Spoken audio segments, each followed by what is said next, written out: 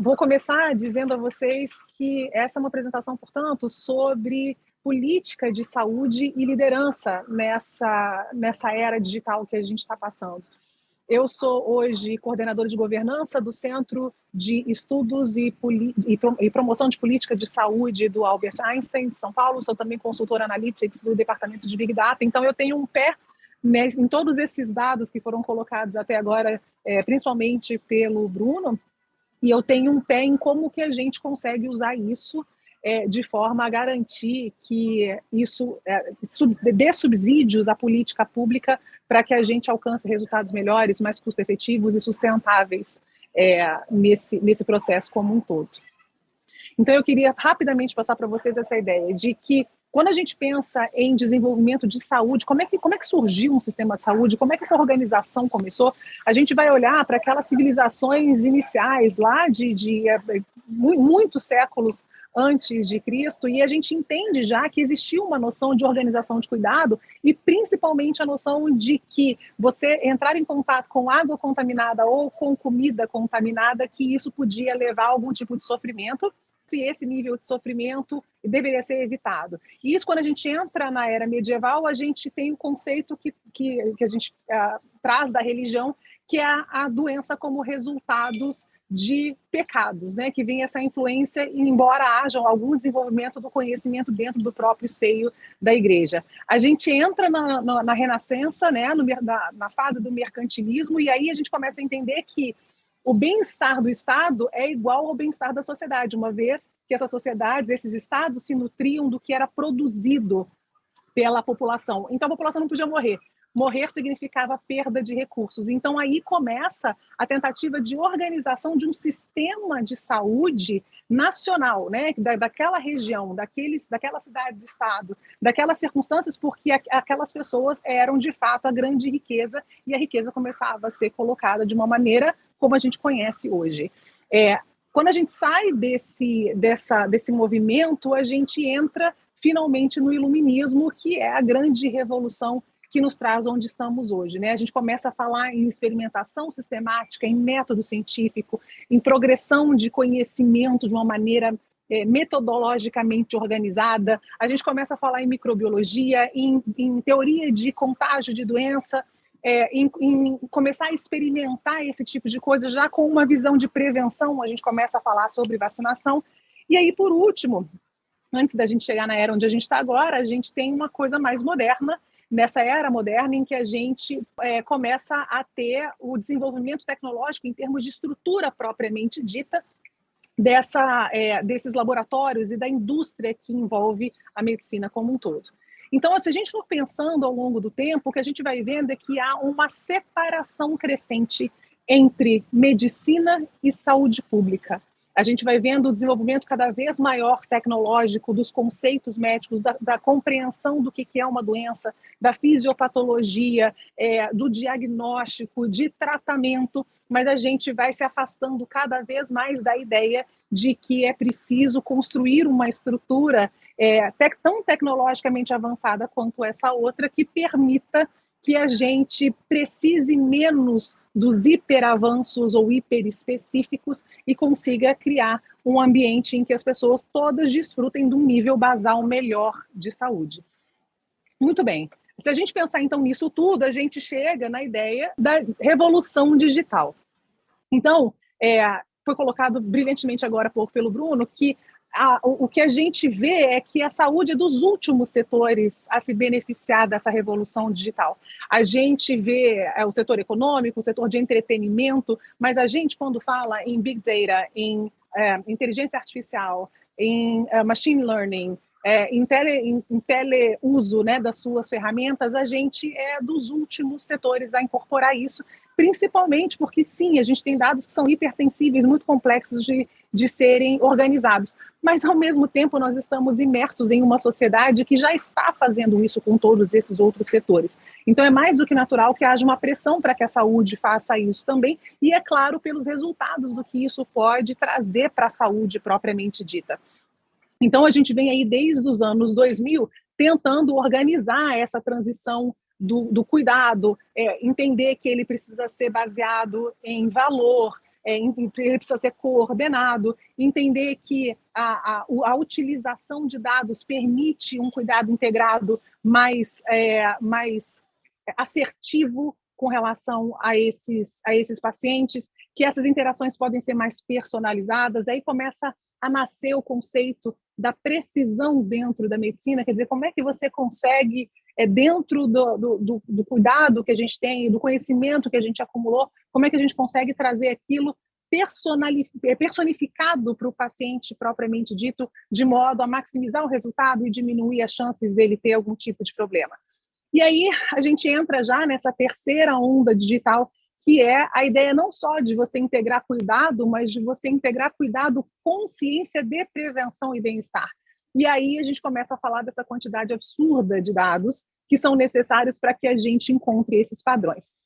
Então, tem uma coisa que eu acho que é super importante da gente deixar claro, que é o seguinte: toda vez que a gente fala em uso de dados, uma quantidade absurda de dados, como foi colocado agora há pouquinho, né? Cada indivíduo consegue produzir uma quantidade imensa de dados.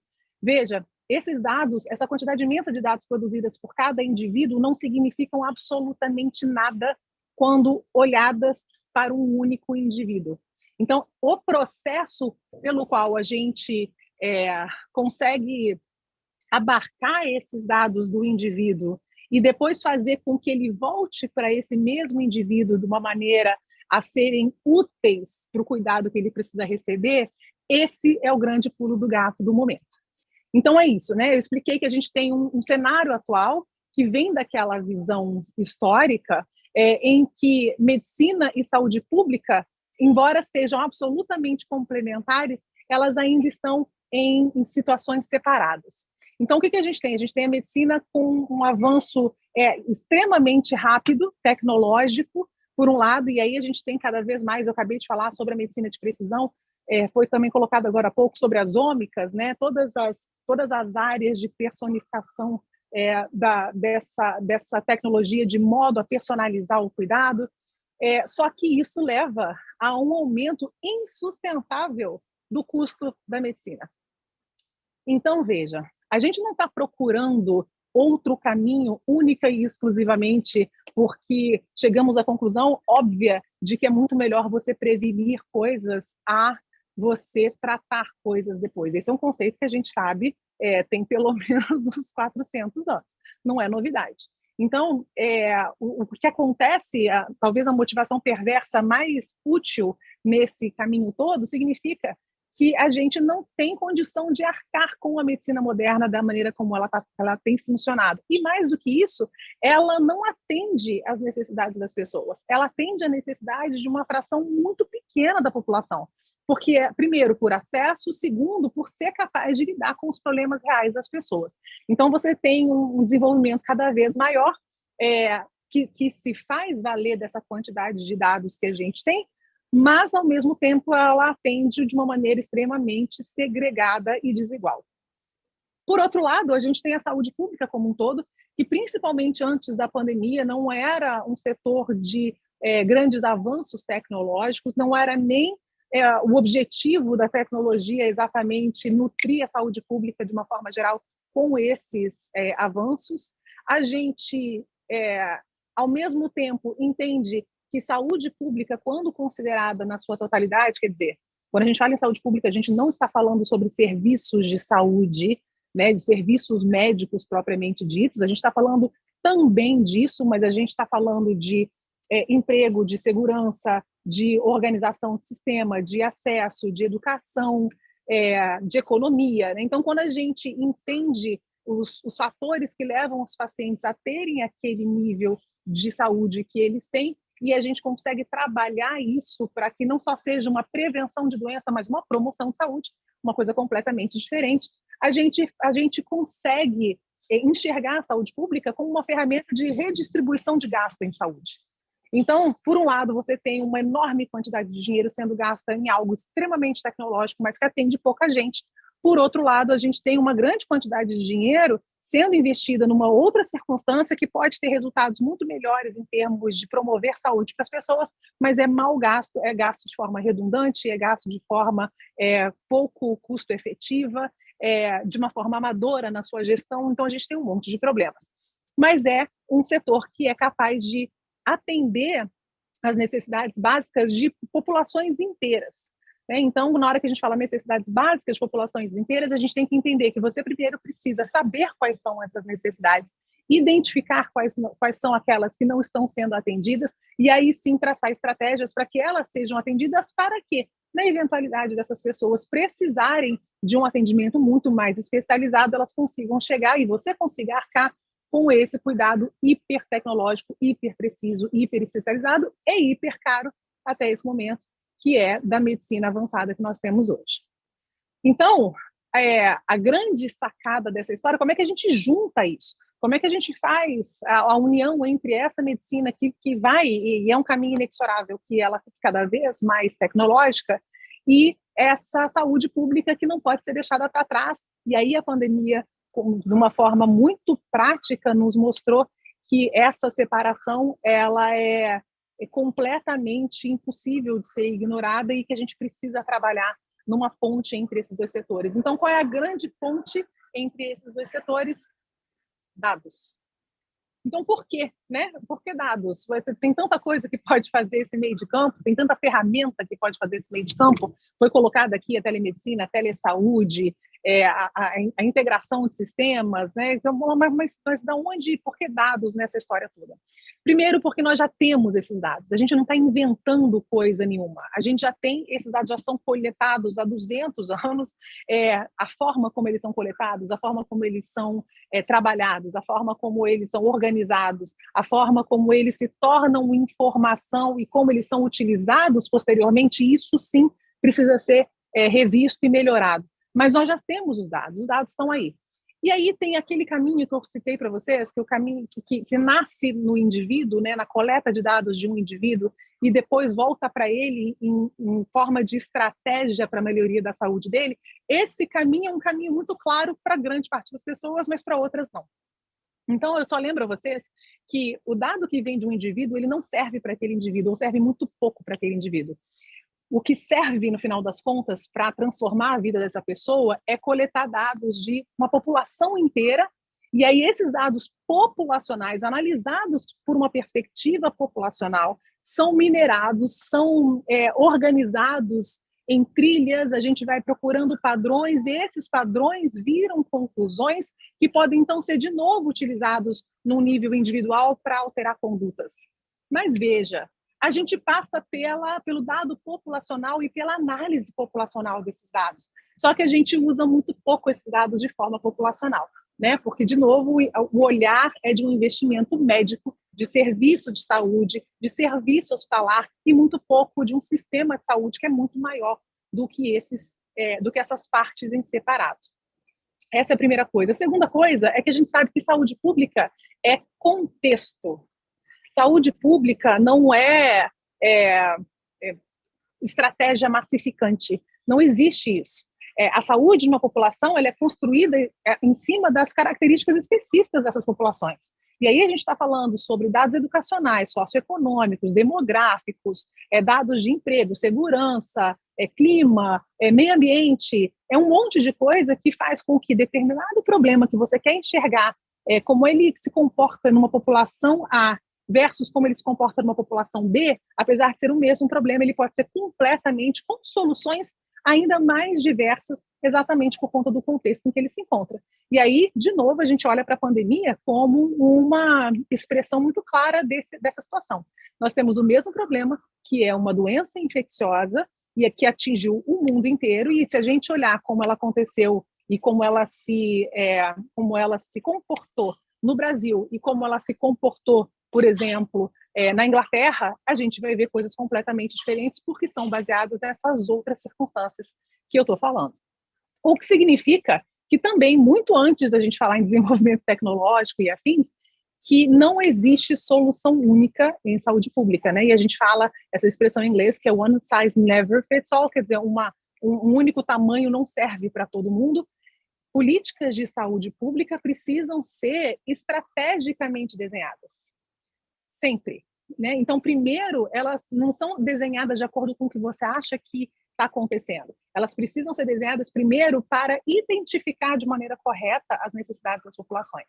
Então, a gente tem um grande problema que acontece muito na medicina propriamente dita, que a gente pensa, olha, tal situação é um problema, os dados mostram que hipertensão é um problema. E aí a gente olha para a hipertensão ou a gente olha para a doença como se a doença fosse o grande inimigo. A doença não é o inimigo, a doença é parte do processo, né? Não existem, por exemplo, doenças negligenciadas. Eu acho que essa é uma expressão completamente incorreta. Existem pessoas negligenciadas, o que é uma outra história.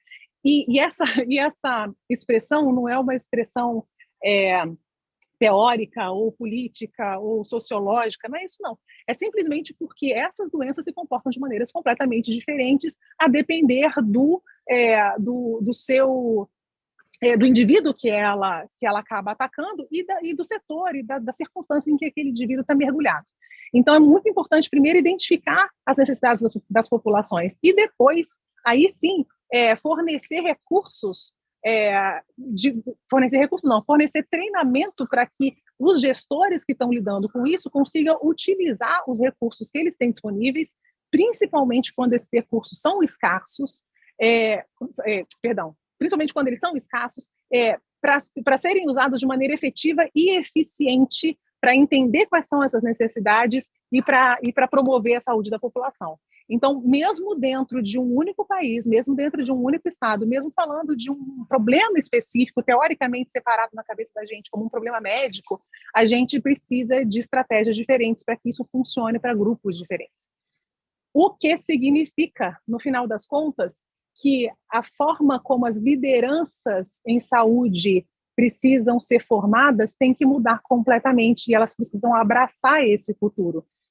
A ideia dos dados não é uma ideia em que se coloca a situação como externa àquilo que você está fazendo, né? Aquilo que você está observando.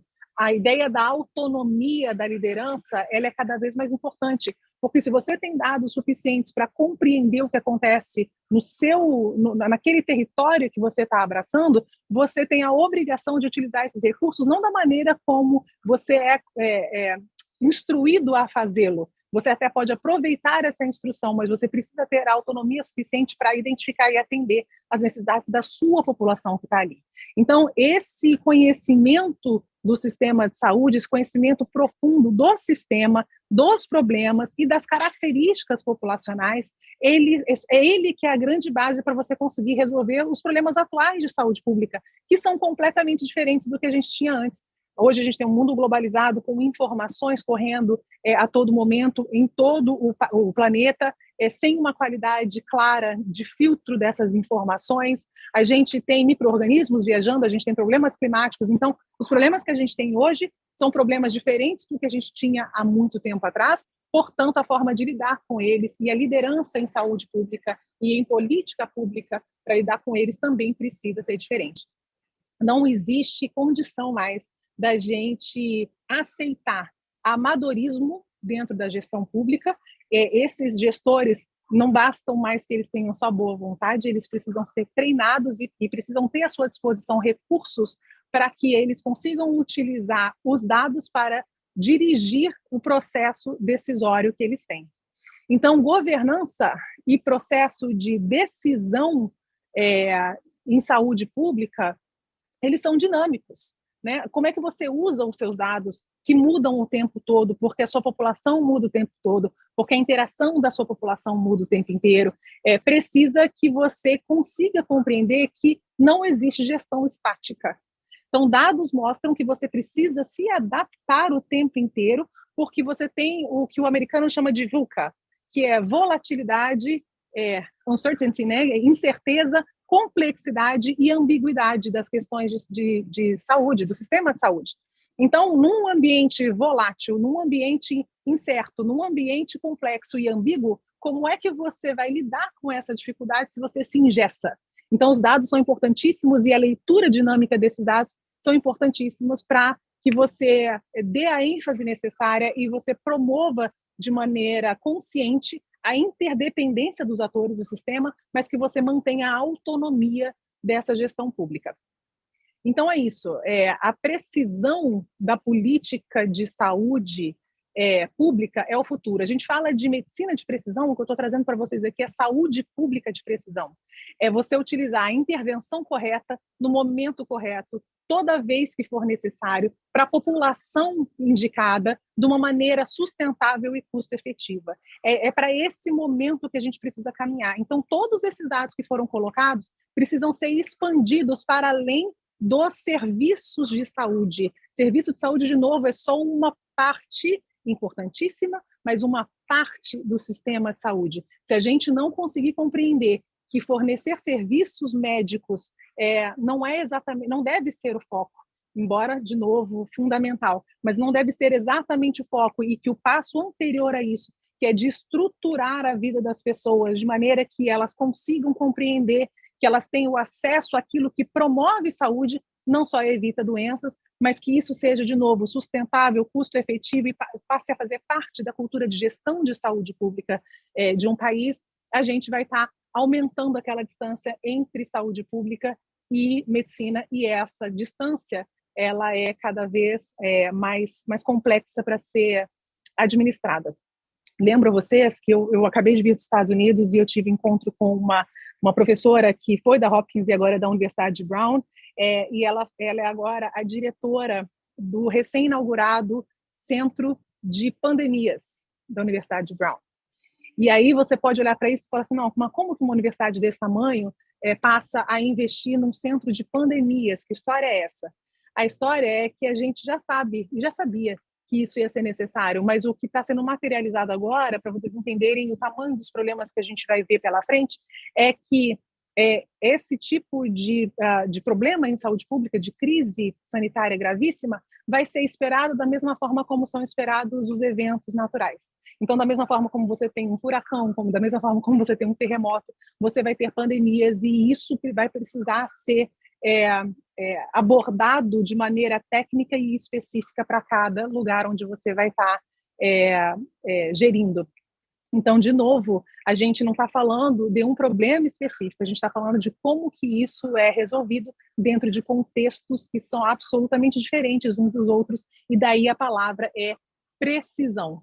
E sem dados a gente não tem isso. É isso. Queria agradecer a todos vocês. Muito obrigada pelo espaço, Fernando, Silvana, todos os professores e alunos. Eu fico muito feliz por estar aqui com vocês.